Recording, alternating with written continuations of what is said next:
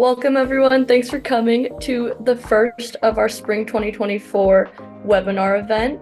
This is College Mentee, and this is our recent reflections, How Did I Make My College Decision event. My name is Crystal, and I am one of the founders and CEO here at Mentee, where we connect high school students with college students who provide honest insights and guidance into the college student experience. And for tonight, I will be moderating. And I am super excited to have our awesome panelists with us today. Each of them have incredible insights and experiences about the college process.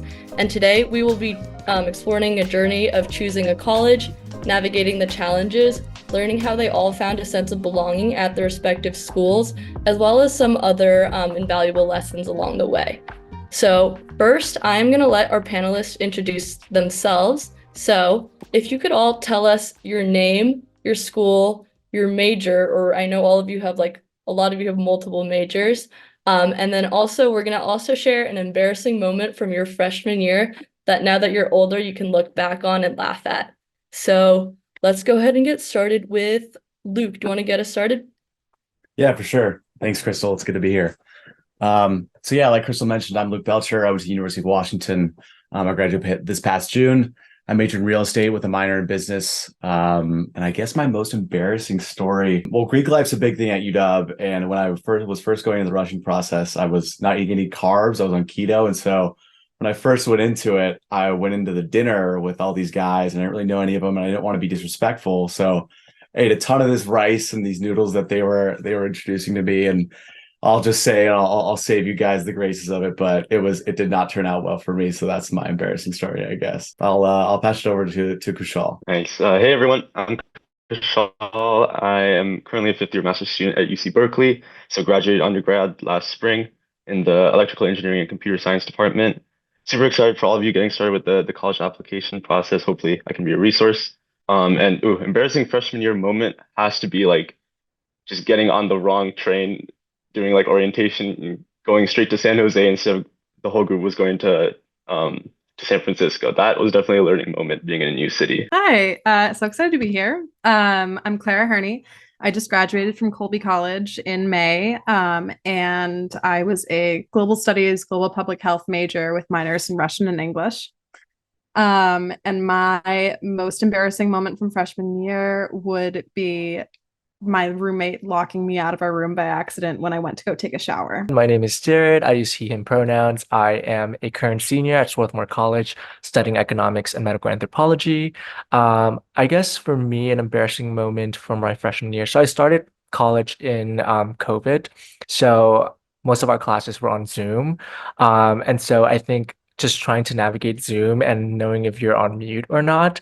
I remember, I think I was just fully not paying attention in class one time and was on TikTok the whole time and did not realize I was unmuted. Hi everyone, my name is Maisy. I use she, her pronouns. I'm a senior at Stanford University, major in public policy with a concentration in education policy and a minor in data science. And I also started over Zoom.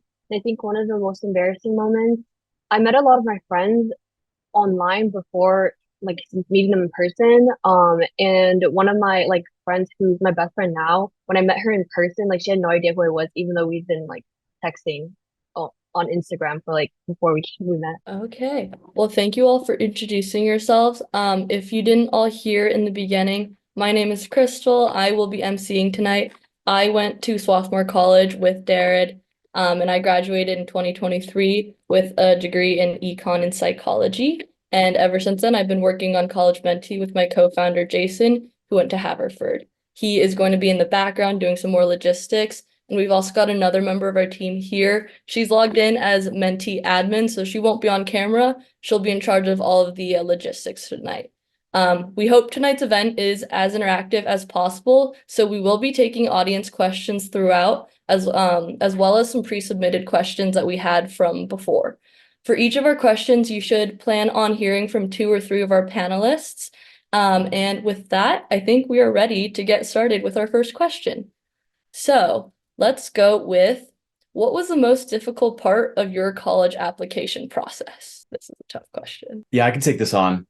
Yeah, like you said, Crystal, a tough question for sure. But I think a lot of what the process is and a lot of stigma that surrounds it is a lot of the peer pressure and viewing where a lot of your fellow students go and a lot of your classmates go as well. And so I think being able to stay focused and compartmentalize not only just school, but also your college decision and the things that go into that, being able to focus on one at a time and just focus on your own journey and your own process is something that was really important for me, and really kept the college decision and college journey in perspective. So I guess staying kind of focused on what the end goal is and realizing that it is a means to an end at the end of the day. Yeah, I think piggybacking off of that as well, I think for me was just realizing what college is best fit for me and what I was looking for out of this next 4 years. I think that was the most difficult one, especially with so many pressures from your family, from your friends, from your guidance counselor. There's just so many standards that you have to meet and so many kind of expectations that was placed on you that I think at the end of the day, I kind of didn't realize what I wanted out of this next 4 year, which was like my life and like how that will play out. And also, I think the personal statement is probably also one of the most difficult aspect of just like completing an application and submitting it. But yeah, I think that was for me. Perfect. Does anyone have anything else to add on that question? Go ahead, Kushal. Yeah, I'll just add one thing small, which was I only thought of it just now, but I think actually one thing that was really hard was like hearing no for the first time from a lot of these colleges. Or I mean, hearing yes from some, hearing no from some, just like the experience of like that rejection was definitely a big learning moment for me. And a lot of high school seniors have to go through that and learn to like have an open mind to a wide variety of colleges and learn from that experience. Yeah, that's a really great point and something that I think a lot of us don't really think about. You know, you focus so much on the acceptances, but the no's can really be tough, but it'll be okay in the end for sure. All right. So let's move on to another question. We have one from the audience here, and we are asking, what is the difference between early decision and regular decision? Is the actual process different for when you're applying? And did anyone apply early decision to their schools? I applied early decision to Swarthmore College. I think there were many routes to go. There's early action, early decision. What's the other one?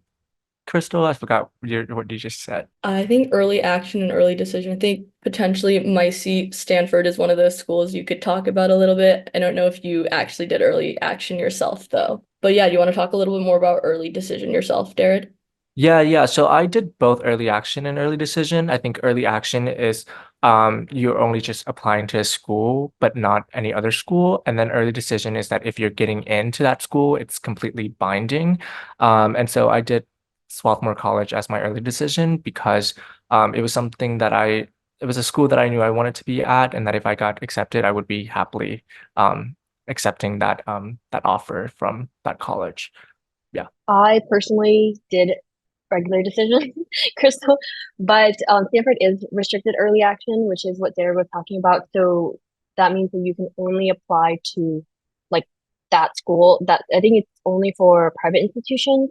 And then you're not like binded, but you like in terms of like where you're applying during that time period, I think that's where it's binding. There's also general like early like application where you can apply to like many different ones at once.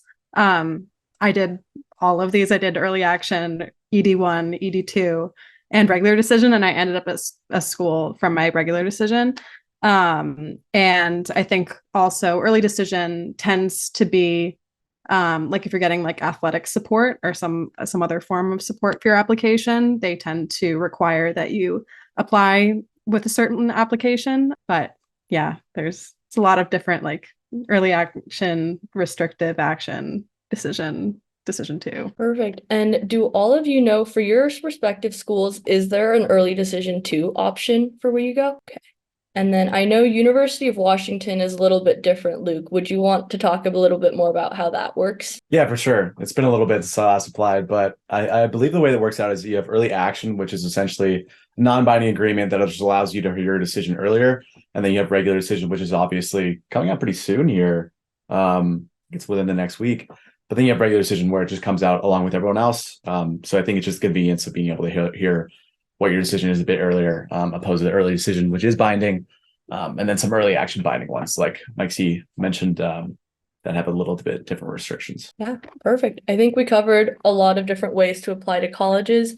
And then piggybacking off of that, before you applied, did you all actually know what you wanted to study And for your school, is it hard to change majors once you're there? Because this audience member heard that it's a little bit different depending on what type of school you're going to. For me, I knew what I wanted to study when I was applying to Stanford. I'm a first gen low income student, so I think my identities have played a large role in just my interest in politics and policy and government. So I wanted to see how I could use my education to help other students from marginalized backgrounds. And I think for so with that, like having that as like my background, I think I went in knowing what I wanted to do. And when I was there, I feel like there was a point in time where I was trying to decide if I should do econ or public policy. And at Stanford, the public policy major is pretty quantitative, and it crosses over a lot.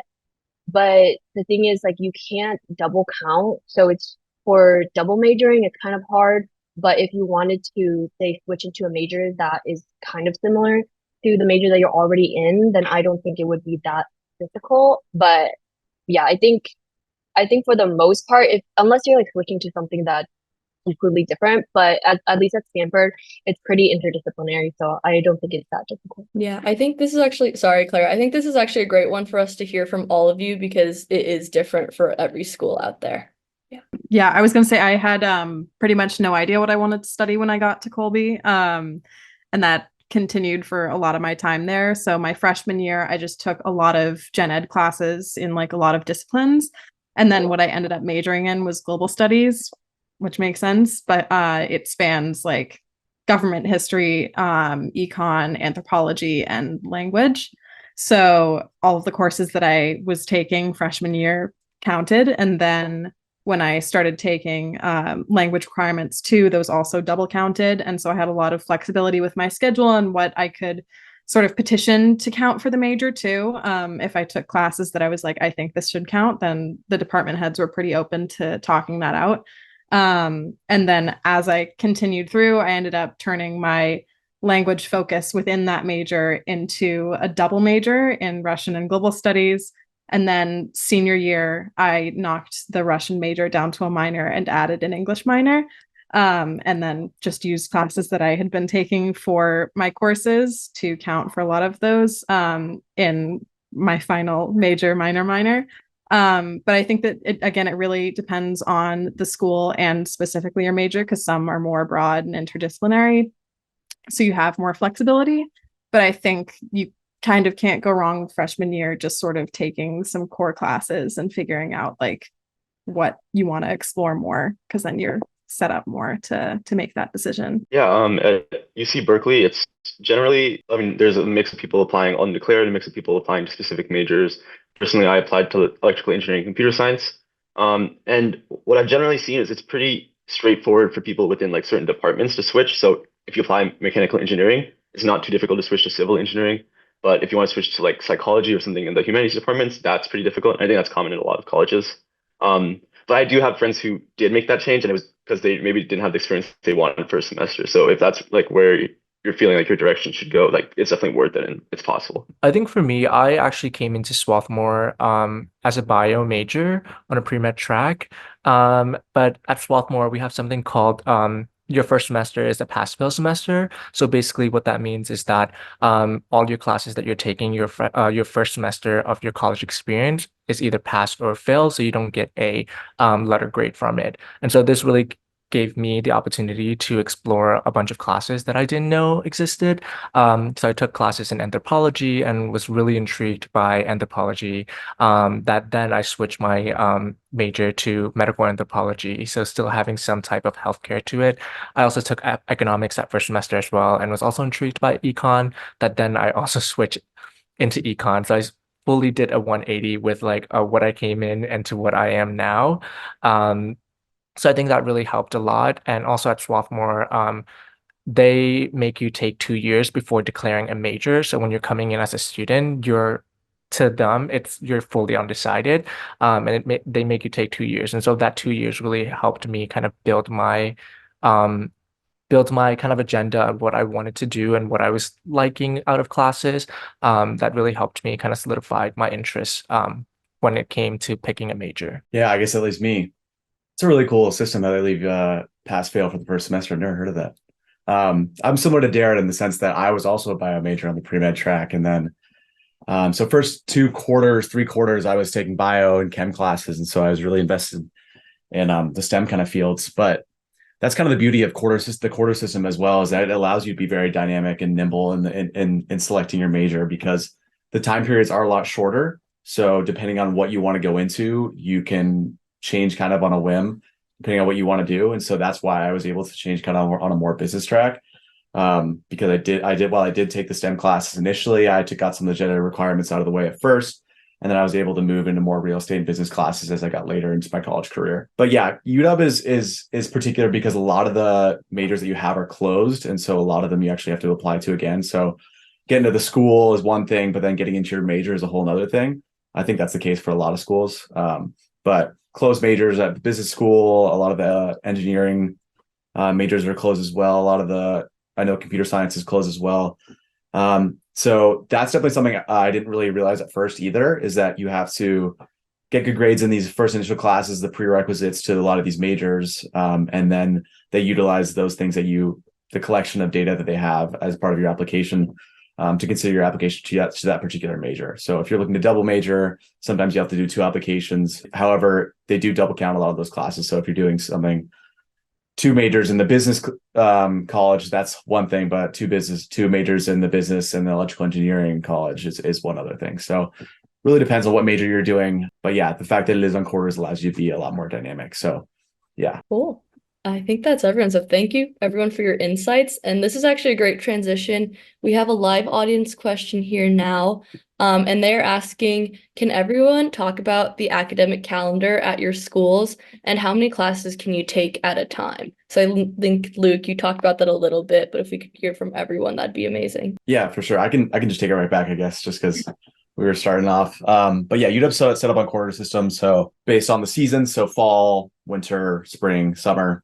And depending on the class and how much the workload is, there's some sort of equation that comes out to where it's the amount of hours you're supposed to spend on the class outside of the actual course based on homework and assignments you have equates to the amount of credits it is. So essentially just how much you're taking home is how much the credits are worth. I think that's the case for a lot of schools. But a lot of the core classes that you take are 5 credits. And then a lot of the smaller ones are usually on the 2 to 4 side, just depending on how much time you need, what the time requirement is like outside of the class. So a typical course schedule would be 3 major classes. So 3 5-credit classes. So on a 15-credit schedule, that would leave you pretty busy. I've heard of some people going up to 20 credits. That would make you go have a tuition bump and a lot of other kind of niche details as well. But I would say a typical schedule is around 15 credits and allows on a class load that ranges from 2 to 5 credits per class. And that's based on the quarter system, like I mentioned earlier. So I can pass it off to someone else now. Yeah, I can go next. So Stanford is on a quarter system. So that means we have 3 quarters that are academic, and then we have the summer quarter, which is usually when students are doing internships, or you can participate in things like a cardinal quarter. So similar to what Luke was saying, our credits / units are also based on the amount of work that you done on it outside of class and in class. So usually, I think the minimum units to be considered a full-time student is 12 units. So that's like 3 classes. And then the max you can take is, I think, like 22, but then you have to petition. So most people take around 15 to 20. And 20 is like a lot, like you're probably dying. But most people just take around, so 15 to 20.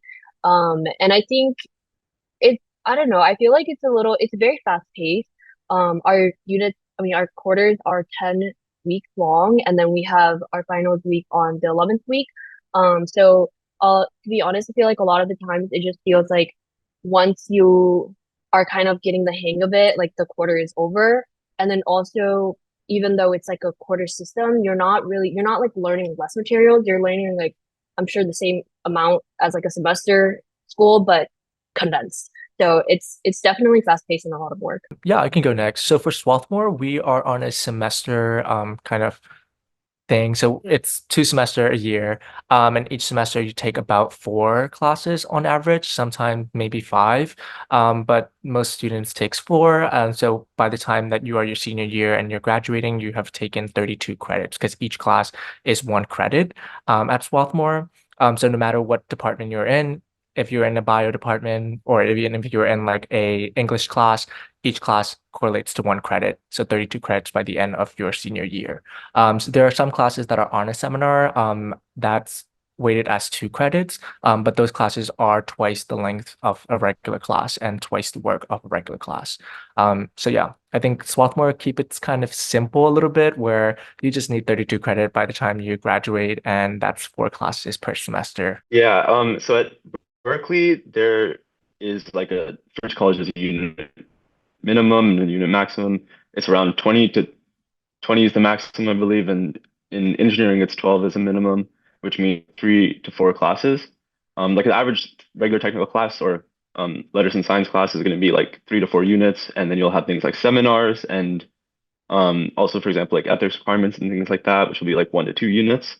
And I would say my average semester and most people's average semester is taking 3 classes plus like a seminar. That I can't give like as great of a description on like number of hours you spend on each class because like my freshman spring I was taking like 19 units and doing okay, and then junior fall I took like 12 units and that was the hardest semester I ever took here. So it kind of just depends class on class, and hopefully the best resource is like older students that you meet and their experiences will help guide like what workload you should be. Perfect. I think last but not least, we've got Clara from Colby. Yeah, so Colby does a semester schedule. We do like a 4-1-4 system. We have the fall semester, spring semester, and the January term, so like Jan Plan, as it's called at Colby, where typically you take 1 course for the whole month. So that is also when people do sort of like an abroad class. I know people do things in like Italy or like language intensives and stuff like that. But you only take the 1 course for that month. And then it's similar to what other people have said, where you're typically taking like 4 classes in the fall or in the spring. You have to have, I think it's 128 credits by the time you graduate. You can take a minimum of like 15 to 16 credits, and then more than 18 or 20, I believe, you need to get permission from the dean in order to take more than that. But yeah, that's it at Colby. Actually, Claire, I would love if you could expand a little bit more on that January term, because I think that's something pretty unique about Colby. Could you talk a bit more about some of the cool classes that you could take, maybe the ones that you've done in the past too, and just like the overall vibe of the school while you're there? Yeah, definitely. So it is typically required, I think, every year, but during like deep COVID, we had freshmen are required to take Jan Plan on campus. So it's a lot quieter on campus. It's very cold up there. So it's an interesting time to just be like with sort of a like lower campus population. But it's been some of the most fun I've ever had at Colby, just because you are just focusing on like 1 course that typically meets like only like twice, 3 times a week or 5 times a week, depending on what sort of class you're taking. So lots of people will take a class that doesn't meet on like Monday or Friday, and then they'll like have the weekend to like go skiing or to do like different like weekend road trips with their friends. But it's really like a what you choose it semester. So my freshman year, I took a language intensive that was all of Russian 1 in a month, which was an incredible amount of work. But I ended up enjoying like learning about like the language, the culture, the literature so much that ended up being something that I studied all the way through senior year and studied abroad with. But I also know people had like incredible experiences doing, again, some of like the abroad programs in like Greece. I know there's a classics program, or in like Paris, there was like a French program, and like those are like incredible. And then I think, yeah, some people will also do like internships or take courses elsewhere and then have that counted as their Jan Plan. Colby also does have a pretty robust like funding program for Jan Plan. So I know a lot of people that applied with like a specific idea in mind, where they were like, I want to go to like Tokyo and like write like a long project about like food culture or something like that. And you can sort of design your own curriculum and then get funding to do that. But it's a really, really cool program. And I really have enjoyed the classes I've taken there. Some are hits, some are misses.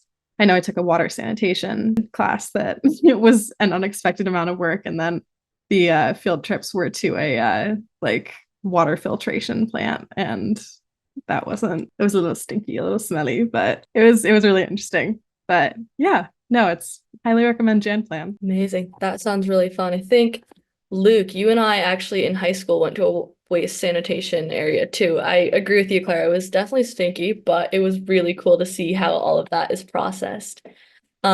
Okay, so this next question, if all of our panelists could actually just unmute for this is going to be more of a discussion here. And this is a pre-prepared question that we've had. I'd love for all of us to share something that your school does that's better than advertised and something that's worse than advertised. This could be just anything that you think of. So if you all want to unmute and have more of a discussion about this, I think this would be the time to do that. Yeah, this is a tough question. I think just for, because this is popping to mind first, one thing that I really wasn't expecting at Colby is that it you kind of can't get anywhere without transportation. So it's really like the campus and then sort of like literal woods, some suburbs, and a mile away there is like a main street that has become more developed, but they're really like, you can't get anywhere without like a car or like the jitney, which is like a shuttle that is notoriously fickle, or getting a ride from someone else. So I think that that is definitely something that you have to learn to navigate. Like if you are someone who can afford and like has the resources to have a car on campus, great. That's also a crazy like parking fee. And I know it has gotten worse in recent years because they don't have enough parking on campus. So one year I didn't sign up in time and I had to park in a remote lot 3 miles away from campus and wait for the shuttle. You had to call security to come pick you up. So I think that's definitely something that you have to navigate. There are positive things, but that is like coming to mind first. Yeah. Yeah, I can go off that too, Claire. I think that was kind of one of the things that was underestimated about UW that was so great about it, is that you are close to a lot of things. You are very central. I mean, I grew up in Seattle. I grew 10 minutes away from where I lived on campus. And I underestimated how close you are to everything. And especially with the new light rail system and a lot of the public transportation in Seattle, you're so close to everything that you could get pretty much anywhere you'd want to be in 15 or 20 minutes. There were a lot of my friends who did internships over the summer, and every morning they would take the light rail downtown. And I think that's just one of the big advantages of being in a city like that, is that you do have access to a lot of those different places. It's such a great background of neighborhoods, and just surrounding the university is very accessible, and the city as a whole is too. I guess not sure if public perception has changed at all in the last few years, but definitely when I was considering Berkeley, one thing I was hearing a lot about was just like competition in a big public school, especially in like a field like CS. I was definitely a little bit worried about things like being graded on a curve for the first time, being up against like some really superstar people from high school who have been doing CS for like a ton of years beforehand. And I have to say, like, that's one of the like most false things I've ever experienced. Like I think at Berkeley, I've experienced like a lot of the best resources for students and support are your peers. And at a small scale, people are very friendly and helpful just from being good peers, but also a lot of the main resources for students on campus actually come from like student-run organizations. Like you have CS mentors where students are leading mentorship and tutoring for most classes.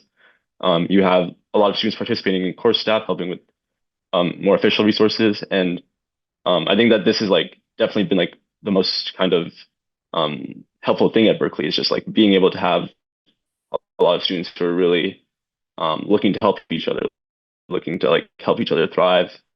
And I think that's definitely something that like I'll look back and it's a big positive. Yeah, I think for me at Swarthmore, one of the main things that I think they did a really good job with is the cash-free campus aspect of SWAT, where like once you're a student there, you don't have to pay for anything from your laundry to coffee to eating out at the restaurant in like the town nearby. Like everything is completely covered. Even your textbook is covered.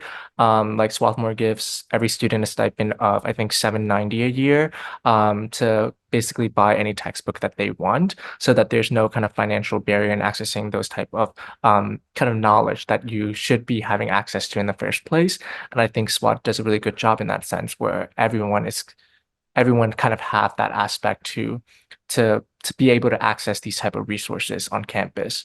But I think at the end of the day, something that I didn't realize going into Swarthmore is just the size of the campus. I think like SWAT advertised themselves as like, we're a close knit community. And in many ways it is. Like I definitely built such an amazing community out of SWAT. But at the same time, it's definitely isolating, seeing the same type of people on campus every single day and having like I think just it's just such a small campus that becomes a pretty isolating aspect of your college experience. And I think that was something that I didn't fully take into consideration when kind of looking at colleges or different institutions. I had something similar. I spent a semester at Vassar College in Poughkeepsie, New York, because my abroad semester was canceled because I was in Russia when things were happening. But when I was at Vassar, they had a similar program where you had like Arlington bucks, where it was a certain amount that you could spend at like local businesses or like at the bookstore. And it was like, it made a huge difference in sort of like acting as an equalizing factor and like not having to worry about being like, hey, like, do you guys all want to like go out to dinner or like go get coffee? And it wasn't sort of an awkward interaction of like, how much of a financial burden is this for like me versus this other person versus like this other person? And like which is something that like you do need to be aware of when you're at college, that like you need to find things that are like accessible to everyone, but it's nice to have like at least somewhere where it's equal. I will say like some other things that popped up for me when I got to Colby, I from the get-go felt like very like welcomed and like part of a lot of communities, but a lot of that was because I come from a privileged background and I am from like a wealthy suburb outside of Boston, which is where a lot of Colby students are coming from. And I was on like the crew team and was part of all these organizations. So I immediately was coming into orientation and being like, oh, like, so-and-so from this town, and like, you're from this town, and like, oh, I know, like, you're from like this, like part of Westchester, or like just sort of like networks that you don't even realize are there until you start like engaging with them. And while that was great for someone like me that had those connections, like when you actually start to think about like, oh, if I wasn't on an athletic team, I wouldn't have like a mixer to go to, or I wouldn't have like this like coaching staff to rely on. And like if I wasn't from this suburb and like didn't have family in this town, I wouldn't be like immediately talking to this other person at orientation. So I think just thinking about the things that like make it easy for you to stick to like your area of campus and like the people that you're sort of preset to be with, that can also be a very limiting factor in like not meeting people that you end up really getting along with sort of like later in your college journey. So yeah, just something that I like thought about. Yeah, just to add really quickly to what everyone was saying, I think one thing that Stanford like kind of prides itself on is having interdisciplinary studies and programs. And what that basically means is like a lot of the classes like cross over and like make sense. And it's not just like if you're learning about science, it's not just biology, but say you're learning about like human bio or and how that connects to AI and things like that. And I think yeah, I think they advertise that a lot, and I would definitely say that you definitely like see it in the classes, even in the majors. Two like very popular majors that we have is symbolic systems, which is like a mix of linguistics, philosophy, and computer science, which I think is really interesting and super relevant to like the AI conversation today and just like tech in general. And then we also have another major that's really popular called management science and engineering, which is like econ, computer science, but also finance and like public policy, and like business. So yeah, I think that is one thing that I came in excited to like kind of take advantage of, and I feel like I Amazing. Thank you everyone for your insights. We have about 20 minutes left, so we're gonna go ahead and prioritize all of these audience questions that we have instead of the pre-prepared ones. I really like this discussion type thing we're doing, so go ahead and just popcorn and unmute whenever you want to talk. So we've got one here that says, aside from cost, what did you all prioritize when choosing a college? Like basically, what were the most important factors to you? I think size was a big one for me.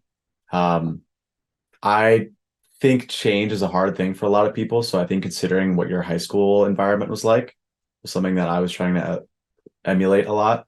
So Crystal Kushal and myself came from a pretty small high school. And so I thought I wanted to go to a smaller school, but in going to a larger school, I think you gain a lot of things too.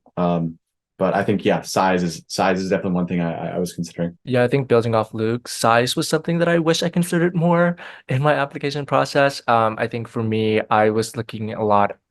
Um, I was banking a lot on kind of community aspect of it and the campus culture.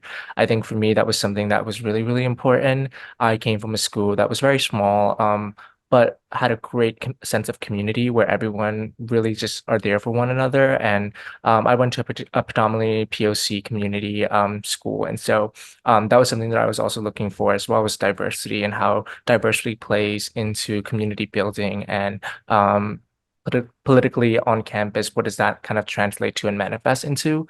And I think for me, Swarthmore was kind of that aspect of it, had that aspect to it, where I think I found some of the best people there, and I like my lifelong friends are there. And yeah, I think there was such a big sense of community where collaboration is just so easily a thing, where competition is not a big deal either. And I think those different aspects was something that I really do truly cherish a lot. And one of the main factor of why I chose the college that I did. I think for me, I don't know if any of you have ever seen Stanford's campus, but it's so beautiful. And I feel like every time someone visits me, I just have to like show them like the Memorial Church and the Oval, and some of like the staple like Stanford areas. But I feel like the weather and like just the campus in general was also another part of why I chose Stanford, even though I didn't visit before I chose it, but just based off the pictures, it really captured me. Yeah, I couldn't agree more. I think location is a great thing too, and just what's around the school too. I mean, if it's in a city, if it's out more in a rural area, if there's not much around it, if it is a college town, I think these are all things that I didn't really consider beforehand. But I mean, it's such a big decision. I mean, these are the next 4 years of your life. I mean, there's obviously it's a big decision, but obviously a lot of factors play into it. So thinking about just kind of the layout of it, I mean, I think talking to people that went there is such a great resource that's underutilized, and just getting their perspective on what the place is like and what's around it, I think is a great point. Anyone else have any thoughts on that? Yep. Claire, go ahead. I don't know how helpful this would be, but I really knew nothing about Colby right up until I made my decision to come, because it was one of the schools that was test optional, no supplemental essay, and no application fees. So it was one of a lot of schools that I was applying to, and then it ended up just being like the best school that I got into, which I think isn't like the answer that people want to hear, but I think that is a lot of like how people end up at different schools. There were things that I looked at like size and like class size and what sort of majors were offered. But also like random things. Like I was like, oh, I want to be like close to a body of water, which like kind of makes sense just as like a rower. But I was like, that's just something that like there's so many schools to look at. I was like, I need something that is like arbitrary, but like means a lot to me. And so I think that like really like it all does work out for the best. But yeah. I'll add one small thing, which is like obviously since I knew what I wanted to study in college, I was definitely just looking for like departments that had like cool research going on in CS and things like that. But also I was trying to think about like what was I going to do outside of class, and like what extracurriculars was I going to try and continue in college. So for me, that was like I was like trying to look for cool jazz bands or cool frisbee teams, and like I was just like going through the UC Berkeley frisbee team highlights and getting really excited about joining the team when I got there, and trying to think of your life from class to outside of class and as you're applying is definitely important. Yeah.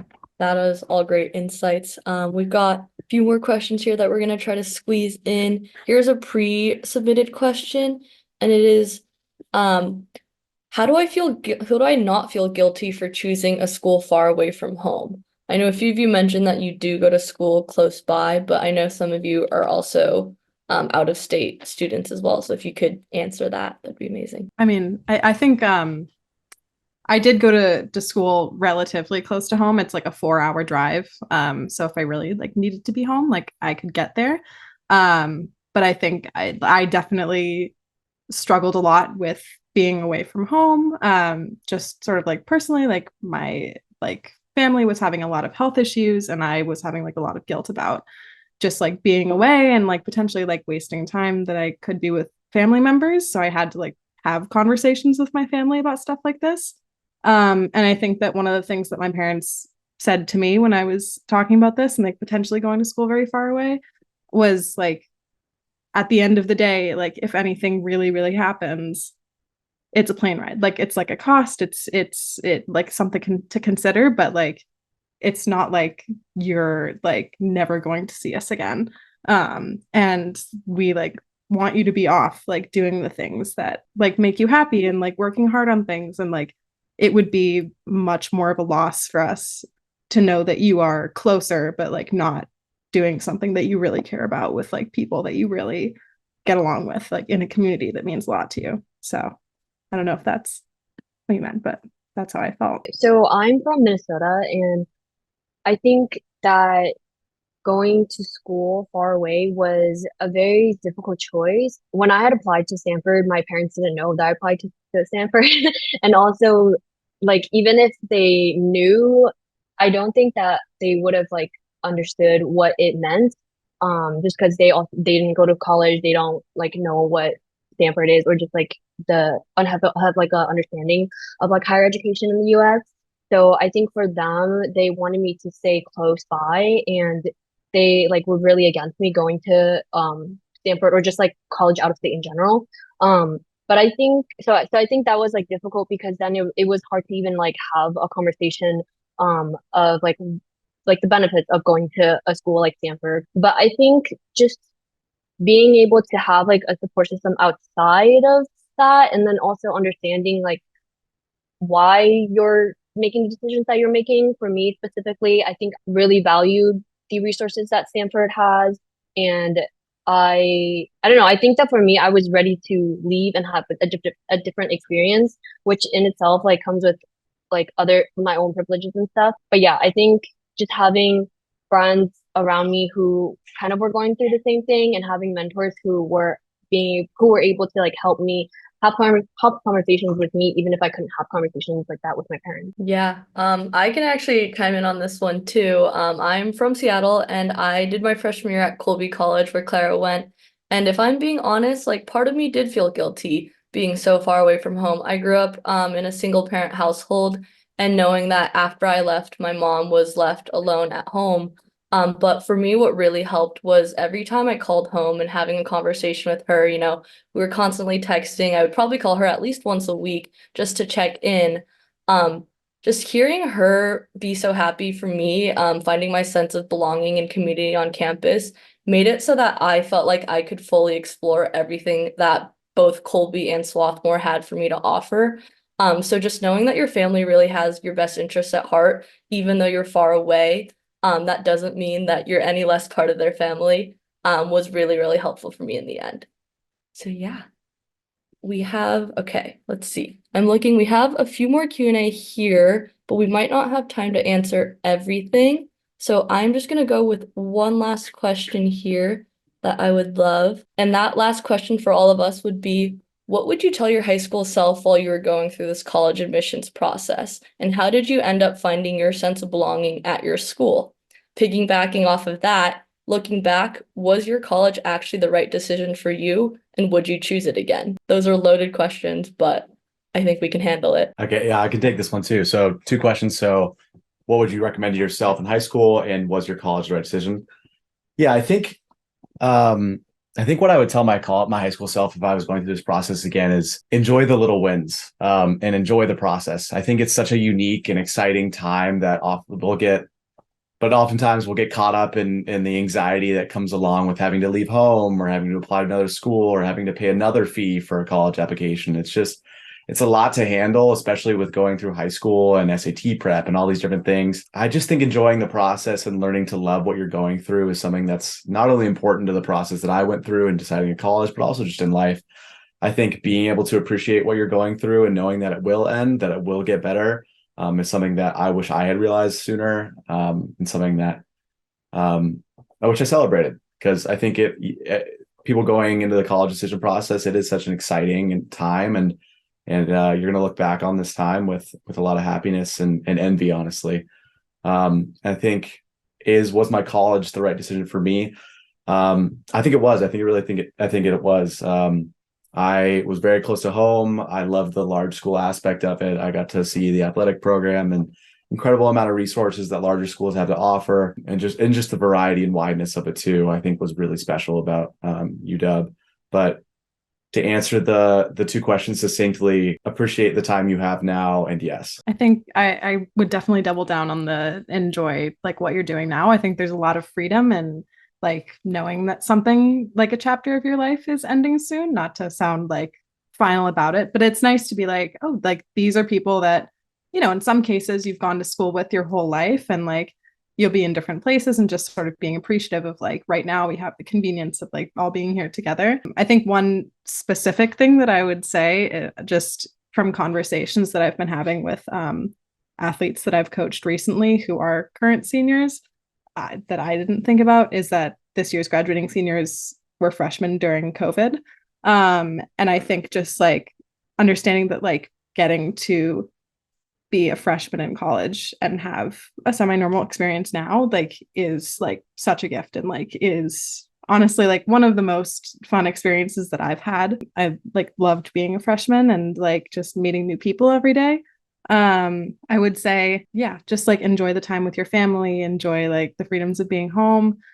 And then I think ultimately, like, yes, I do think that I made the right college decision, but also, you know, having ended up in like different places because of study abroad and like different like school situations and talking to people who went other places, I think that like kind of wherever you go, there you are. Like you really can like make a place for yourself, make a community for yourself anywhere you go. And you know, if somewhere ends up not being the right place for you, like transferring seems really scary, but is like not the end of the world and can be like a really beautiful experience.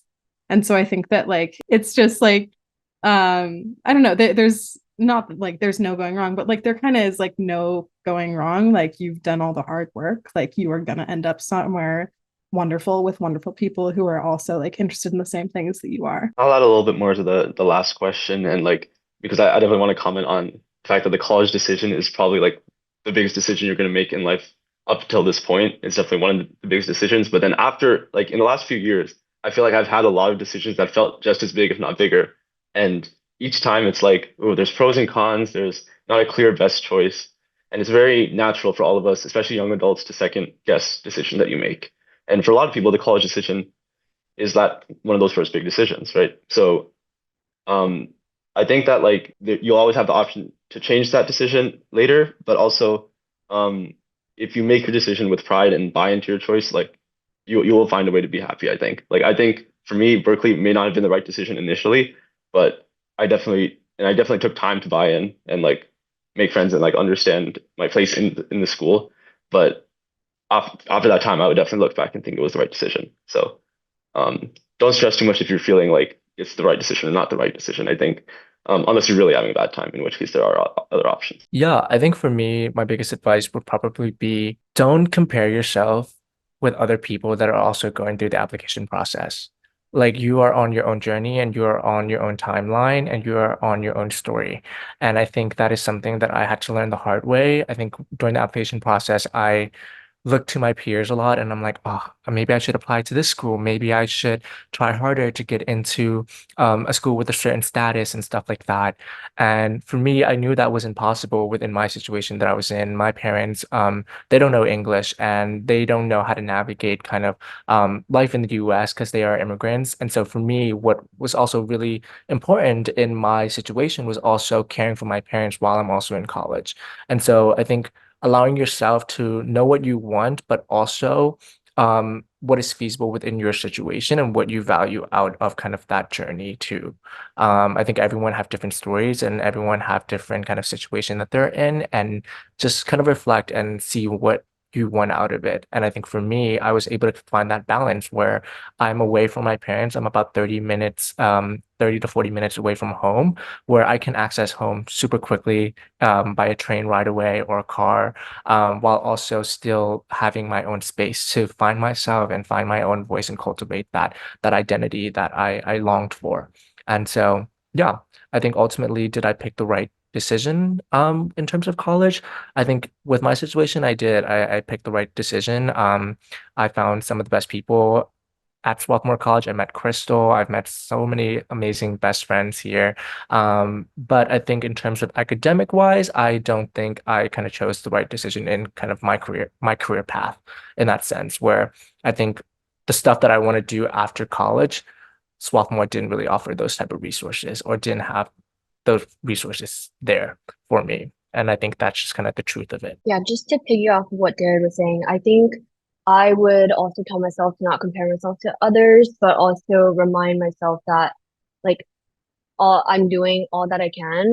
I think being a first gen student has taught me how to be resourceful and determined. And I think when I was applying to colleges, I not only I looked outside of like just my high school counselors and looked at pre-college programs that existed for fly students. Even I think like attending panels like this is already a big step, and trying to understand what resources are out there already that you can use to help you is really important. And I think ultimately doing that helped me get to like where I am today. And I feel like I did make the right college decision. I hope so.